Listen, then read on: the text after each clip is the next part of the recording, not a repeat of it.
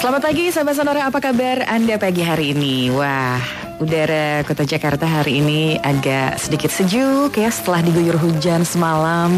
Mungkin ada juga yang mana kok gak kena hujan, kering-kering aja gitu ya. Yeah. Tapi seperti biasa hari Rabu pagi saatnya kita semangat karena pagi hari ini Anda kembali mengikuti Sales Mastery bersama ada nih di sebelah saya Pak Eloy Zaluko.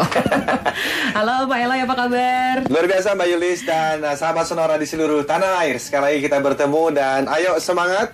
Ini hari-hari terakhir menjelang Lebaran ya. Betul. Sebelum nanti kita juga mau liburan ya. Persis, dan kita harapkan tentu saja teman-teman sales di seluruh tanah air Beta ini semua berhasil ya jualannya. Sehingga dapat banyak uang nih untuk nanti pulang kampung. Baik. Dan sahabat Sonora, pagi hari ini Pak Eloy Zaluko pastinya juga masih tentang tema minggu lalu ya. Kita akan lanjutkan kembali coaching skills for sales supervisor and managers. Dan Anda yang ada di seluruh radio jaringan Sonora, silakan Anda juga bisa bergabung dalam perbincangan kita pagi hari ini. Apalagi, ini dia. Ya. Apalagi sebelum kita libur ini kita punya sesuatu yang spesial pagi hari ini. Persis. Jadi sahabat Sonora, kita pingin di acara kita ini setiap bulan kita angkat satu tema tertentu ya. Dan selama bulan Juli ini kita angkat tema mengenai coaching. Karena kita merasa supervisors and managers itu at the end itu berbicara mengenai result, berbicara mengenai performance, dan khususnya untuk sales managers dan sales supervisors untuk mengelola managing orang-orang sales ini tidak gampang, begitu ya.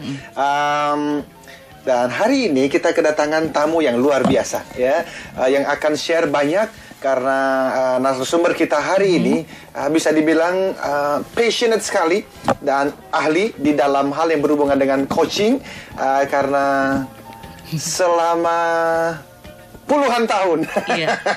Sudah sangat berpengalaman ya Pak Eloy ya. Exactly. Dan hari ini kita akan bercakap-cakap, berbicara, dan teman-teman boleh kirim SMS untuk memberikan pertanyaan. Pertanyaan apa saja mengenai coaching for performance itu yang akan kita bahas hari ini. Dan kita akan menyapa tamu kita tentunya Mbak Yulis. Pastinya beliau, saya cerita dulu sedikit ya. Tadi Pak Eloy sudah cerita nih, ahli dalam bidang coaching, mentoring. Kemudian beliau ini memulai karir di American Express Bank dan barusan mengakhiri karir di dunia corporate di Standard Chartered Bank ya, sebagai Country Director of Human Resources. Sebelumnya sudah 27 tahun juga bekerja di ConocoPhillips Oil and Gas. Terakhir sebagai HR Director. Jadi sudah sangat berpengalaman sekali. Dan beliau juga pagi hari ini cantik sekali. Sangat cantik sekali ya. Pagi sudah hadir di studio Sonora. Selamat pagi Ibu Airen Wuisan. Selamat pagi. Selamat pagi sahabat Sonora. Saya senang sekali berada di sini. Dan saya agak-agak batuk sedikit, tapi nggak apa-apa ya. Yes, Ibu. Dan saya akan mencoba sebaik mungkin untuk share dengan teman-teman. Iya, baik. Ini Ibu Airen pastinya seperti tadi ya yang sudah dikatakan sudah sangat berpengalaman di dunia coaching, mentoring. Jadi kalau pagi hari ini sahabat Sonora, Anda punya pertanyaan silakan langsung tanyakan kepada Ibu Airen dan kami ajak Anda bergabung melalui SMS 0812 112 9200 atau bisa mention di Twitter kami @sonorafm92. Baik sahabat Sonora, kita akan lanjutkan kembali perbincangan tentang coaching skills for sales supervisor and managers. Dan pastinya setelah tadi kita juga perkenalkan ya kepada sahabat Sonora bintang tamu kita pagi hari ini, yaitu Ibu Airen Wuisan yang sudah sangat berpengalaman dan sudah malang melintang di dunia coaching dan mentoring ya Pak Eloy. Tentu saja, dan juga tentu dalam bidang HR ya. Nanti ada pertanyaan-pertanyaan di bidang HR dan leadership. Jadi tentu saja pendengar juga tidak hanya kalau mau bertanya dalam bidang coaching boleh, karena memang itu temanya. Tapi kalau berbicara dalam bidang HR leadership, Ibu Airen juga bisa memberikan kita banyak pandangan hari ini. Nah mungkin Ibu bisa cerita dulu ya Bu ya, perjalanan karir Ibu sampai dari dulu sampai sekarang, seperti apa sih perjalanannya? Ibu bisa mungkin cerita sedikit Bu. Oke, saya rasa saya mungkin nggak perlu ini kali ya dari awal sekali karena udah terlalu lama gitu. Jadi seperti tadi sudah dibilang Mbak Lis, kalau nggak salah saya start dari American Express. Jadi awal karir saya itu dari bank dan berakhir di bank. Jadi pertama di American Express, di mana saya startnya dari awal kuli kantor gitu ya. Kemudian berakhir di Standard Chartered Bank sebagai HR Director di sana. Dan di tengah-tengah ini nih yang paling lama, karena disinilah 27 tahun saya malang melintang di dunia HR dengan Conoco yang sekarang namanya ConocoPhillips. Ibu. Di situ saya banyak sekali menimba pengetahuan, pengalaman baik di Indonesia maupun di United States, di Houston, Texas. Sana enak banget loh. Jadi pengalaman di sana tuh juga tidak terlupakan karena berkecimpung di dunia korporasi ya. Di sana headquartersnya. Dan di Standard Chartered Bank itu luar biasa pengalamannya. Meskipun saya di Standard Chartered Bank cuma 3 tahun, tapi seluruh pengalamannya itu bisa membuka mata saya yang wow, dunia HR itu ternyata luas sekali dan tantangannya besar sekali di perbankan. Dan Mbak Yuli, saya pertama kali bertemu dengan Ibu Irene ini itu hari Minggu lalu ya Bu ya, hari Jumat minggu lalu. Saya ada dapat undangan untuk share dengan teman-teman di visi HR di Standard Chartered, dan Ibu ada di sana. Betul, saya kebetulan diundang untuk buka bersama. Dan entah kenapa saya melihat kedekatan Ibu dengan teman-teman di sana ya, termasuk Pak Yoyok tentunya sebagai Country Director of HR sekarang ya Bu ya. Betul. Yang kelihatannya sangat dekat. Dan sekarang setelah Ibu tidak di dunia korporat lagi, Ibu sehari-harinya banyak memberikan membantu beberapa perusahaan ya Bu ya, consulting ya Bu ya. Betul, jadi sekarang saya on independent basis, ada partner juga sih. Dan kita sudah membantu beberapa institusi yang cukup besar ya. Salah satu bank yang terbesar di local bank yang terbesar di Indonesia ini, dan juga airlines ya. Jadi cukup lama ya, sudah sekitar 4 tahun, 2 tahun gitu. Dengan pengalaman leadership dan juga coaching. Jadi waktu pertama kali bertemu kita share mengenai coaching, saya melihat Ibu Irene passionate sekali dengan topik yang berhubungan dengan leadership, dengan coaching, dan saya memohon untuk Ibu bisa hadir hari ini. Jadi to be honest, it's an honor Bu bisa Ibu sekali ya. Dan apalagi Ibu juga diantar oleh Bapak. Saya melihatnya itu ya, jadi role model yang bagus sekali. It's my pleasure loh, karena Eloy ini juga sering muncul di TV dan suami saya sering lihat. Jadi dia juga pengen kenal katanya. Thank you. Tapi Ibu akhirnya di leadership dan coaching seperti ini, Ibu bisa merasa passionate sekali, dan akhirnya banyak kan orang-orang setelah dari dunia korporat ya Bu ya, udahlah nyantai aja lah, main dengan cucu sajalah. Tapi Ibu justru tetap sibuk membagikan pengalaman dan ilmu ini ke banyak manajer sampai level director berbagai perusahaan. Kenapa? Ada apa yang Ibu lihat dari sisi coaching ini? Saya melihat ya bahwa sekarang ini kita sudah nggak bisa menunggu untuk belajar jatuh bangun sendiri. Alangkah baiknya kalau kita bisa lebih cepat lagi belajar dari orang lain. Dan saya merasa bahwa selama perjalanan karir saya banyak sekali yang sudah membantu saya kan sampai saya bisa seperti ini. Jadi sekaranglah waktu saya untuk berbagi dengan orang lain. Saya ingin sekali juga berbagi dengan banyak orang, makanya sekarang saya ada di sini jadi bisa terdengar seluruh Indonesia ya. Karena dengan berbagi bukannya kita menjadi miskin loh, kita tambah kaya karena kita belajar juga. Dan kalau adik-adik, anak-anak saya mungkin sekarang ya bisa terbantu dengan hal tersebut, dengan coaching, dengan training.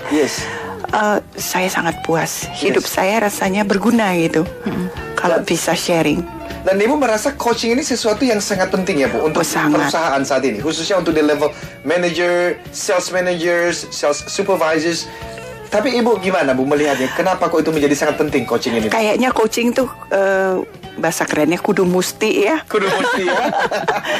Karena managers dan supervisors dengan coaching ini bisa menggali potensi dari para subordinates-nya ya, para team members-nya ini yang dari pengalaman saya nih ya, maaf sekali, tapi dari pengalaman saya, pendapat pribadi juga, bahwa banyak sekali para managers sudah merasa mengcoach, tapi cara mengcoachnya ini lebih banyak memberikan pengarahan, lebih banyak memberikan instruksi.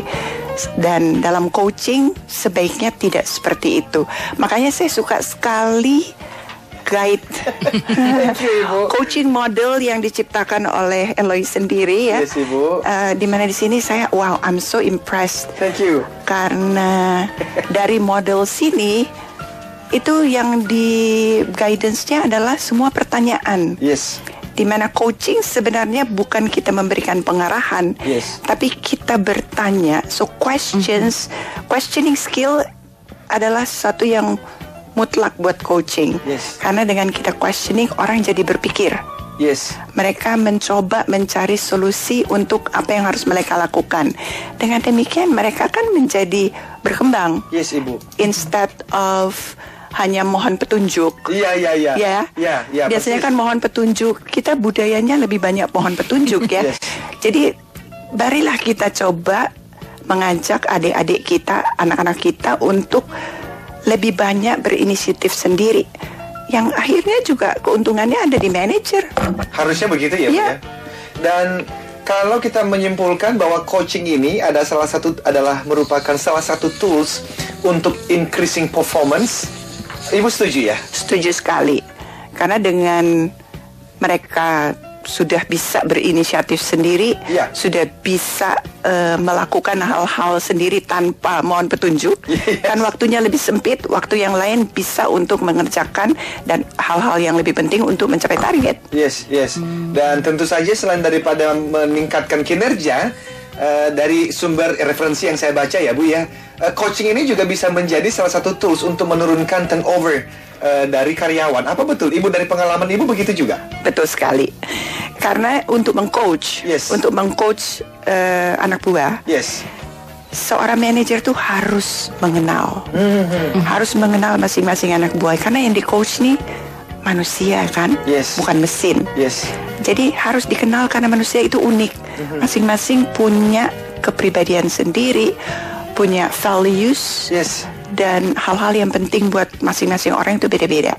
Jadi seorang manajer kalau dia mengenal masing-masing orang, dia juga pasti akan bisa touch hal-hal yang penting buat masing-masing. Dengan demikian para anak buah ini akan merasa dihargai, direspek oleh manajersnya, dan itu mereka juga kalau mau pindah akan pikir-pikir 2 kali lah gitu ya. Ya, jadi mungkin di perusahaan lain ada penawaran yang salary remuneration yang sedikit lebih baik, tapi karena dia sudah dekat dengan pimpinannya, dia merasa diperhatikan di sana, karirnya merasa dikembangkan di sana, dia bisa lebih stay di tempat itu. Dan kan ada orang yang stay tapi tidak perform ya Bu ya. Betul. Ini orang yang stay dan juga perform. Betul sekali itu karena dari Gallup ya. Ibu. Mereka ada penelitian dikatakan bahwa seseorang yang dia happy bekerja di suatu tempat, kalau nggak salah juga ada Sheikh Mihaly, I forgot the name. Tapi dia juga bilang, dia juga bilang bahwa kalau orang bahagia di dalam satu pekerjaan, itu relatif uang hanya sebagai bonus. Jadi dia akan stay karena dia merasa dia cocok di situ, dia cocok dengan atasan, dan dia juga merasa bahagia karena dihargai. Oh, ada satu lagi tambahan saya. Bahwa seseorang itu tidak selalu hal yang terpenting adalah uang. Bukan berarti uang nggak penting. Uang penting, sampai sekarang saya juga perlu uang ya. Tapi itu tidak segala-galanya. Jadi ya kalau manajer memperhatikan anak buahnya, pasti mereka juga akan merasa dihargai. Gitu ya Bu ya. Bu, kalau gitu mungkin juga ada pendengar Sonora yang baru tune in hari ini. Minggu-minggu yang lalu belum pernah mendengar. Kenapa kita membahas ini? Jadi sahabat Sonora, kami mau memberikan definisi coaching yang sudah kita bahas ya, supaya teman-teman yang baru tune in hari ini bisa mengikuti. Dan nanti Ibu bisa tanggapin dari definisi coaching yang saya buat ini ya Bu ya. Kami mengatakan bahwa coaching adalah jadi ada beberapa kunci sahabat Sonora. Coaching adalah proses interaksi yang dapat menolong coachee, yaitu orang yang di-coach, menyadari masalah, kebutuhan atau keinginannya, lalu menemukan solusi serta rencana kerja terbaik untuk ia kerjakan dengan komitmen 100% didukung oleh supervisor dan manajersnya. Jadi sahabat Sonora, ada beberapa kunci di dalam coaching dan itulah sebab kenapa kita perlu membahas hal ini. Jadi kunci yang pertama katanya adalah proses. Ini adalah sebuah proses. Di dalam coaching guide model yang kami bangun, itu adalah proses juga. Nah kemudian kata yang kedua adalah, ini namanya menolong. Jadi seorang manajer mesti punya hati yang memang mau helping his subordinates kan Bu ya. Tetapi yang untuk apa? Ada kata kunci yang ketiga namanya adalah awareness. Membangunkan kesadaran di dalam diri coachee atau anak buah untuk dia sendiri memahami masalah apa sih yang sedang terjadi, apa sih kebutuhannya, apa sih keinginan-keinginannya, supaya pada akhirnya dia bisa menemukan sendiri solusinya. Menemukan solusinya, dan diharapkan setelah dia menemukan solusinya, dia menemukan action plan-nya, rencana kerja terbaik untuk ia kerjakan dengan berapa komitmennya. Komitmen tertinggi 100%. Nah, kenapa bisa komitmen tertinggi? Karena seperti tadi disampaikan oleh Ibu Irene, ini bukan telling, tetapi ini lebih pada menggali potensi dari seseorang sehingga akhirnya dia menemukan dirinya. Tentu saja seorang supervisor dan manager hadir di sana, sales supervisor dan sales manager hadir di sana untuk memberikan pertanyaan-pertanyaan menggali ini. Jadi kita sebut sebagai the art of questioning. Makanya seorang supervisor dan manager yang hebat itu justru adalah orang-orang yang mampu menemukan kalimat-kalimat, pertanyaan-pertanyaan yang membuat anak buahnya tuh berpikir. Nah, jadi teman-teman itu sebab. Nah, sekarang kita mau tanya pada Ibu Irene. Ini lebih kepada perbedaan antara coaching. Oh, boleh juga untuk komentar yang definisi tadi. Dan mungkin nanti bisa dilanjut.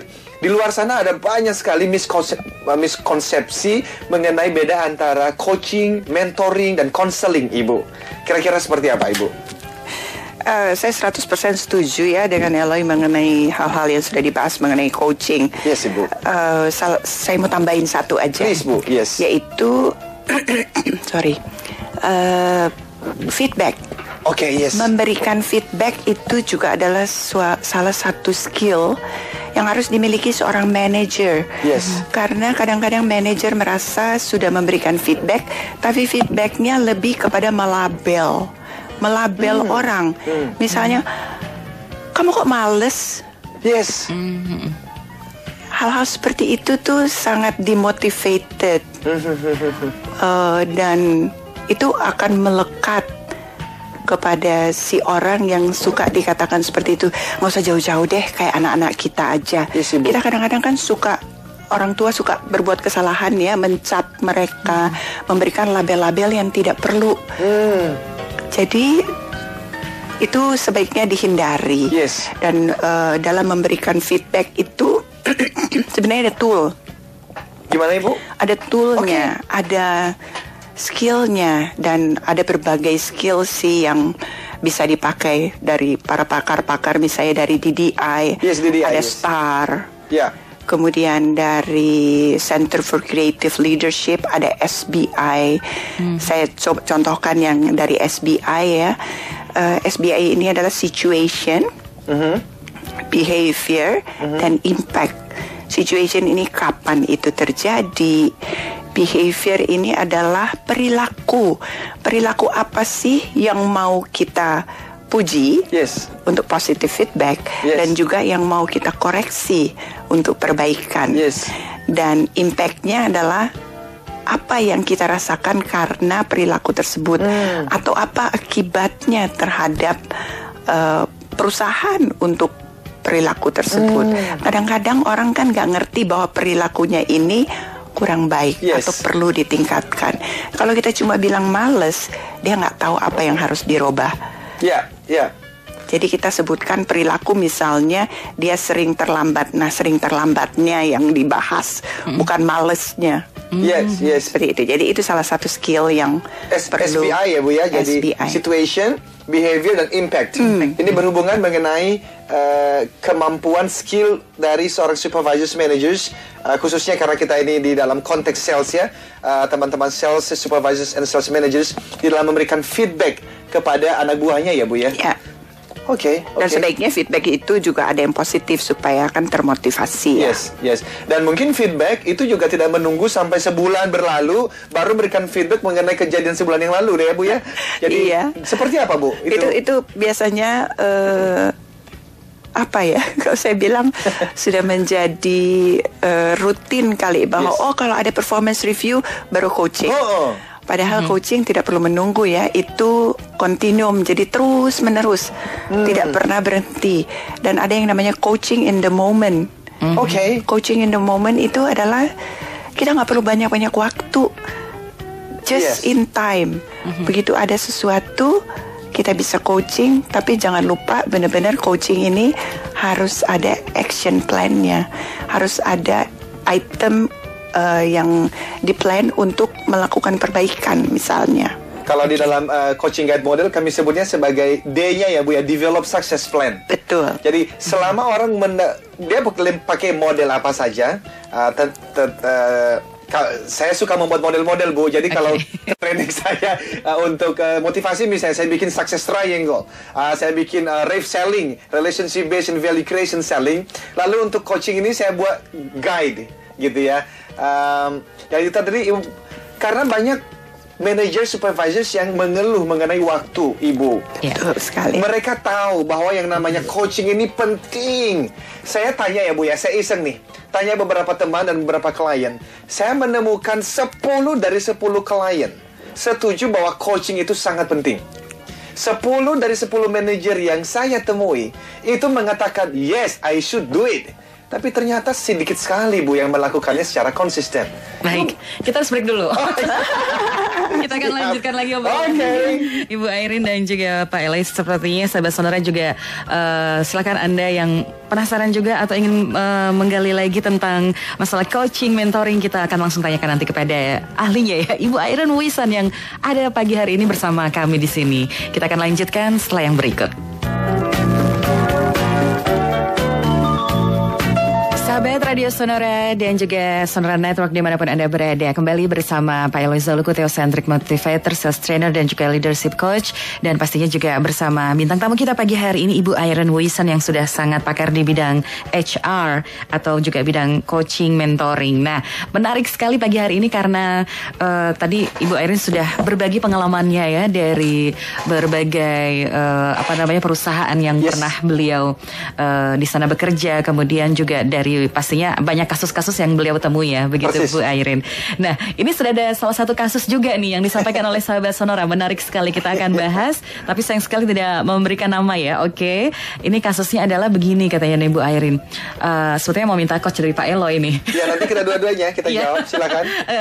Untuk menangani sales yang diam-diam dia kasih informasi data kantor kita kepada kompetitor, begitu, yang mau ambil customer kita dari belakang, katanya begitu nih Bu. Apakah bisa di coach ini Bu? Gimana pengalamannya?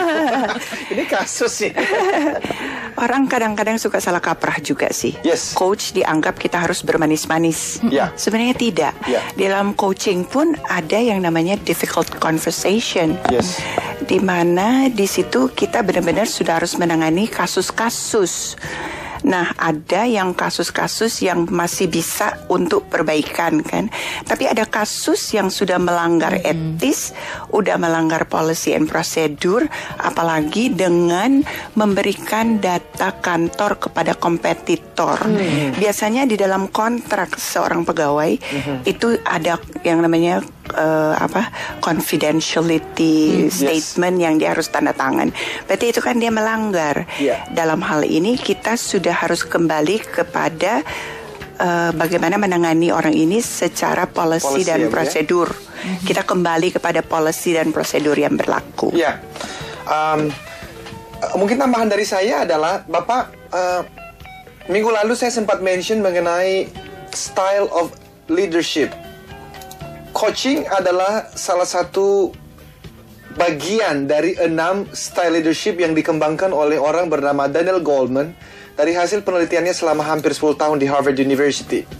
Jadi ada leadership style yang lain yang dia sebut sebagai yang pertama visionary leader, ada juga affiliative leader, ada democratic leader, ada pace setting leader, tapi nggak boleh dilupakan ada juga yang namanya commanding leader.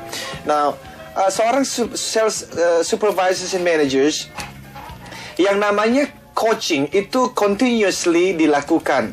Tetapi ada kasus-kasus tertentu, Pak, itu memang mesti menggunakan gaya yang lain. Nah, mungkin gaya yang kasus ini selain kembali kepada policy yang sudah ada, code of conduct ethics yang sudah ada, tetapi juga mesti ada commanding. Commanding itu adalah you do it our way, the company's way, or get out of the company. Jadi seperti tadi Ibu Irene katakan, ini bukan tentang manis-manis gitu. At the end we talk about results. In the end we talk about performance. Tetapi yang kita lakukan di dalam coaching session terhadap anak buah, justru kita menolong mereka supaya mereka tidak sampai melakukan kesalahan ini. Kalau sudah sampai terlanjur melakukannya, bukan coaching, Pak, jawabannya. Bisa jadi bukan coaching jawabannya. Jawabannya adalah kembali kepada policy, kebijakan perusahaan yang sudah ada, dan ya berikanlah dia apa itu ya Bu ya? Bukan hukuman ya. Kalau hukuman ya mungkin hukuman sanksi ya, memberikan sanksi. Jadi Bapak yang namanya coaching itu adalah lebih kepada improving performance, improving productivity, dan mudah-mudahan juga itu membuat mereka lebih loyal pada company, dan itu yang sedang kita lakukan. Jadi untuk kasus ini coaching bisa jadi bukan jawaban yang paling tepat, tetapi ya kembali kepada kebijakan yang ada di perusahaan ya Bu ya. Iya betul. Saya tambahin dikit ya mengenai leadership tadi. Yes.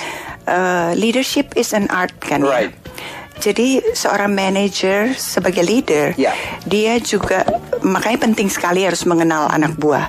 Karena ada anak buah yang cocok untuk misalnya di-push, ada anak buah yang harus di-pull. Yes. Nah, kalau di-pull itu coaching itu sangat bermanfaat. Kalau mereka masih harus di-push, berarti kan harus banyak instruksi. Right. Jadi ini saya bawa ada gambar di sini sih. Yes, Ibu.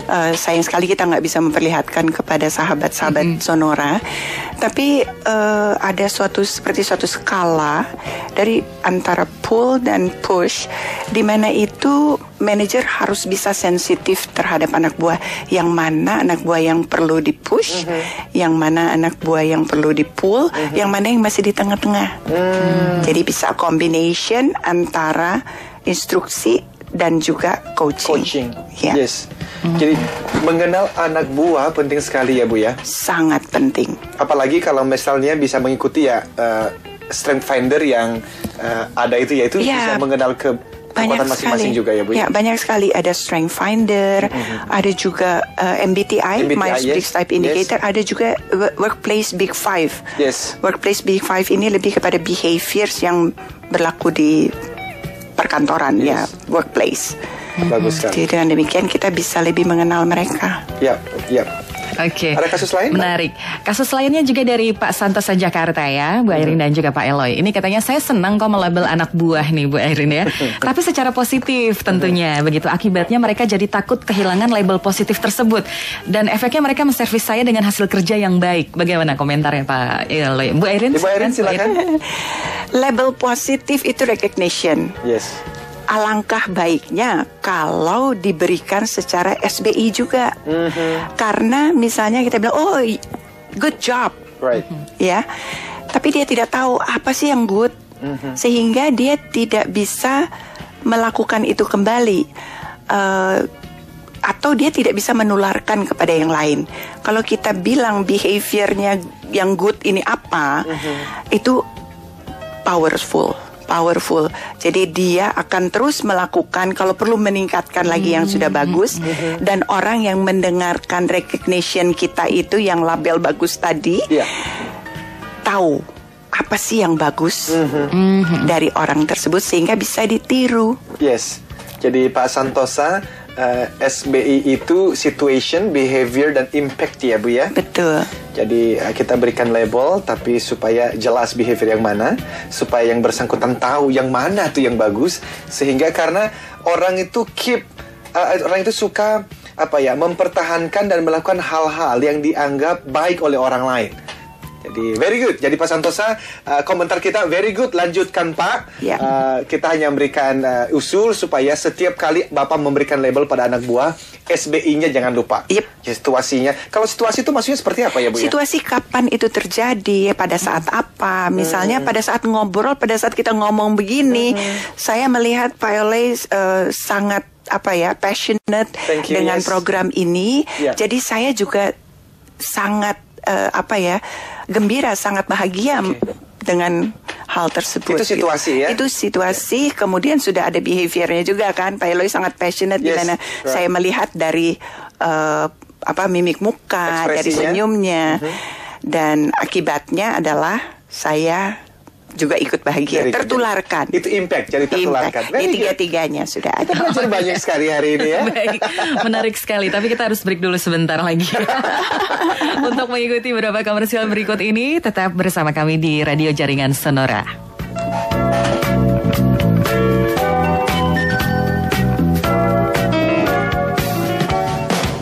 Anda tetap bersama Jaringan Radio Sonora.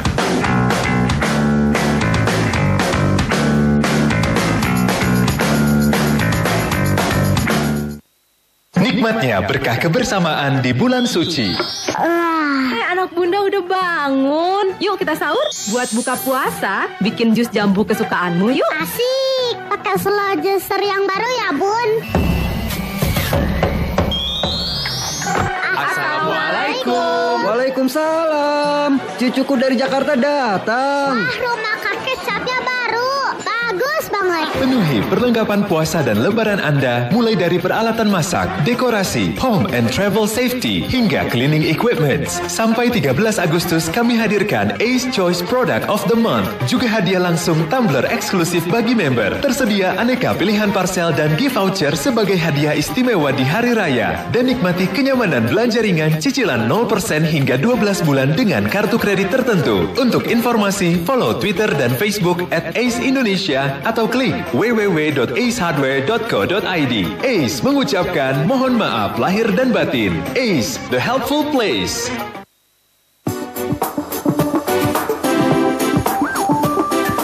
Sahabat Sonora, Polytron menghadirkan kembali lemari es terbaru Beleza 2 New Design and New Technology. Dan Beleza 2 ini memiliki banyak sekali keunggulan. Ada borderless glass door pertama di kelasnya, didukung dengan desain elegan dan minimalis. Dengan bahan tempered glass door yang kuat dan anti penyok, anti karat, terhindar juga dari keropos.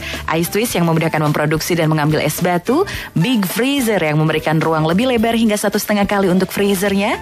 Dan juga ada perfect door sealed, yaitu karet bingkai pintu lebih kuat yang mampu menutup pintu dengan sempurna untuk melindungi makanan dan minuman agar segar lebih lama. Pastinya juga berbasis hemat energi dan ramah lingkungan dengan daya listrik 65 watt sehingga makanan lebih tahan lama. Silakan Anda bisa pilih, warna-warnanya ada gold, black silver, red silver, violet silver, dan white red. Bergaransi 1 tahun dan untuk kompresor bergaransi 3 tahun.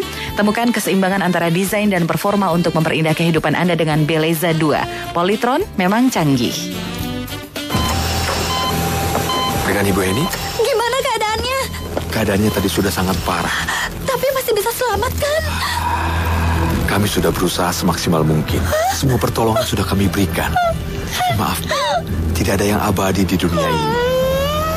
Ikhlasin ya. Tapi saya nggak bisa hidup tanpa handphone saya. Ya kan bisa cari yang baru. Siapa yang mau kasih? Ya ATM Danamon, Bu. Ibu sering-sering aja transaksi di ATM Danamon. Sampai 29 September 2013, setiap hari bakal ada satu pemenang smartphone HTC One. Semua kartu ATM bisa kok. Kan bisa gantiin HP Ibu yang udah mati. Oh iya ya. Malah lebih bagus lagi. Yang bener Mas. Perbanyak aja transaksinya, Bu, biar makin besar kesempatan menangnya. Asik. Syarat dan ketentuan berlaku ya. Oh ya, tagihan reparasi handphone Ibu 500.000 ya. Iya, ngapain bayar, handphonenya mati. Lah, ATM Danamon, ATM yang selalu kasih untung. Anda tetap bersama Jaringan Radio Sonora.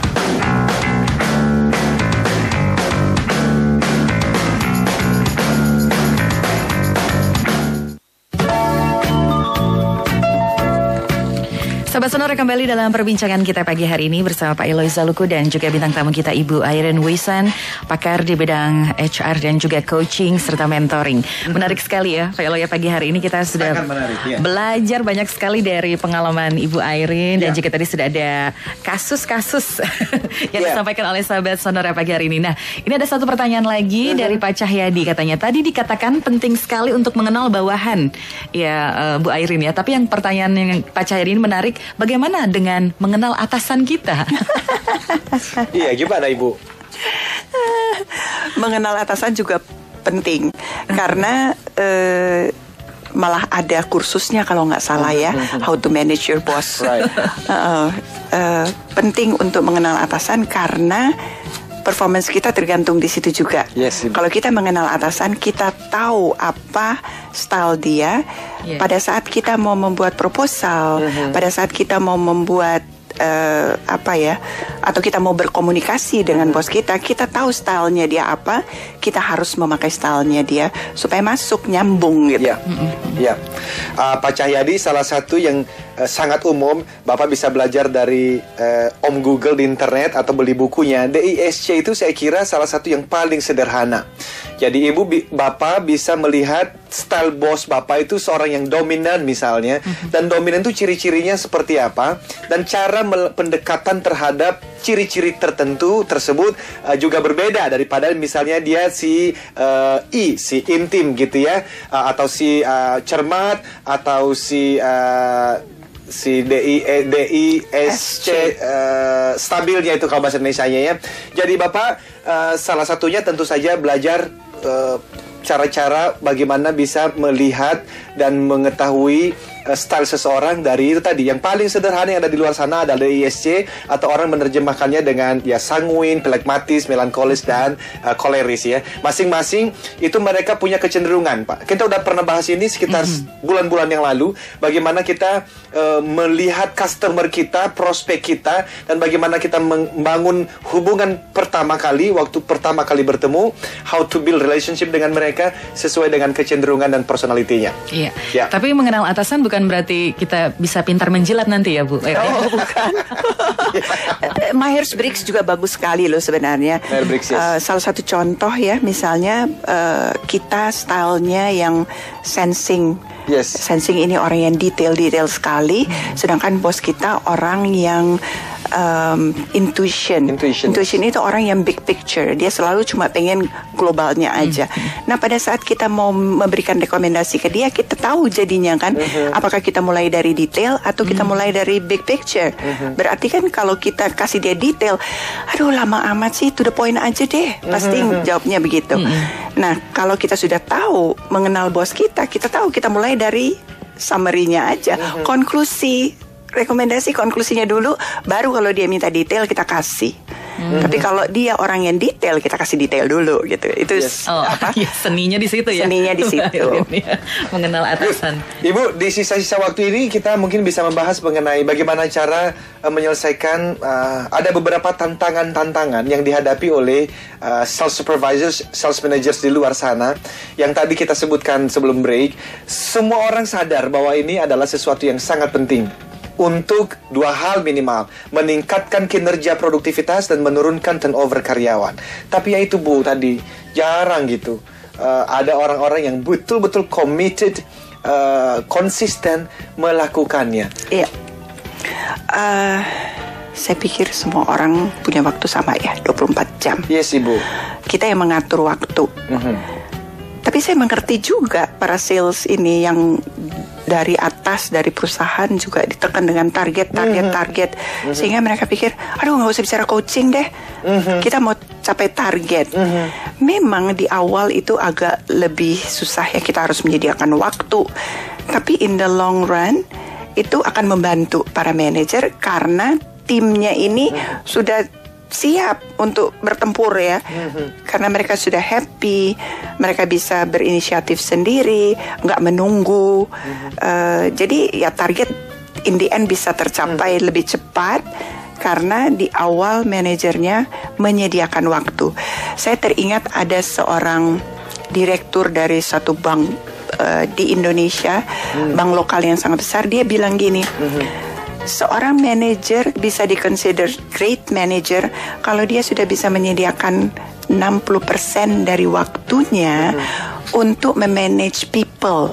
Makanya namanya manager. Kalau dia belum memanage people, ya belum manager kali.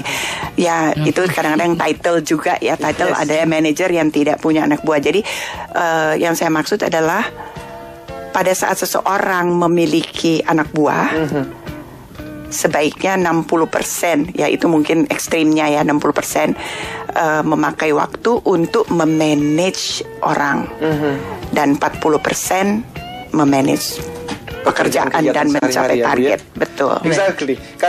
Sayang sekali tapi waktu kita sudah kayaknya kita masih ada sesi berikut. Jadi dengan Ibu Airin masih kurang banyak ya ngobrol sama Bu Airin. Banyak pengalaman yang harus kita gali. Ini baru 1/4 dari apa yang kita siapkan bahannya. Kita belum bicara HR ya Bu. Bagaimana orang HR merintain orang-orang terbaiknya, merintain orang the best salespersonnya. Masih banyak sekali. Mungkin nanti kita akan lanjutkan lagi ya. Kapan-kapan Ibu Airin kita undang lagi ya. Iya, dengan senang hati. Ya, untuk 2 minggu depan kita libur. 2 minggu ini kita akan libur dulu menjelang Lebaran, dan setelah Lebaran nanti kita akan adakan lagi. Pada tanggal 21 kita kembali kalau nggak salah 21 Agustus. Aduh, terima kasih banyak Ibu Airin sudah berkenan hadir. My pleasure. Senang sekali berada di sini. Pak Elo juga terima kasih banyak. Kita ketemu lagi. Dan tentu saja selamat Hari Raya Idul Fitri ya, karena kita mau sampaikan kepada teman-teman yang merayakannya. Tentu untuk Mbak Yulis juga ya. Terima kasih Mbak Eloy. Oke, saya Yulis. Saya Eloy. Katakan Yes, I can. Salam sukses. Triangle.